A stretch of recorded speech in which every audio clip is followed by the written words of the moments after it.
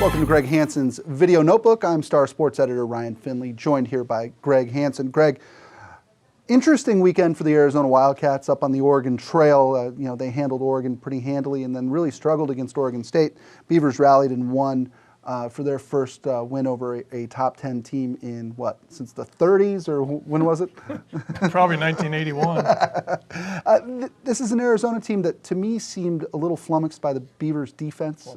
It struggled to rebound. Is this something that could pose a problem heading through the rest of the Pac-12 season? Yeah, sure. I mean, didn't it strike you when you're watching that game was, what in the world's going on here? Yeah. The difference in personnel was striking, and yet Oregon State was dictating everything. Right. Caleb Tarczewski is 7 feet tall and had 0 rebounds. He could get that many with flypaper on his head. I know. That's what my high school coach used to tell me. There's a huge game coming up this Saturday. Arizona versus Utah. I mean, you said in the Star last week that Utah is now the team to beat in the Pac-12. What makes the Utes so good? They've got 9 players who buy in. I hate to say buy in, that's stupid. But they've subscribed to the way he wants to play, Krasowiak, and they're an unselfish team and they play defense. They're Arizona from last year.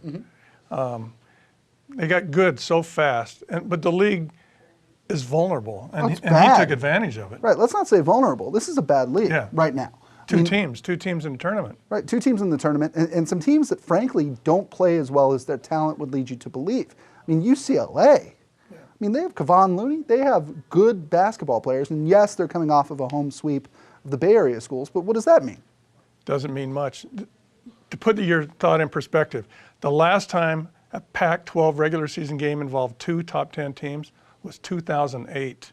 Wow. And that was Washington State. Wow. Tony against UCLA. Bennett. 7 years since a top 10 matchup in this league. Wow. I think Arizona has it in them, Greg, to be a Final Four caliber team. I think talent-wise they're pretty good. They're probably not as deep as you'd think. Who wins Saturday?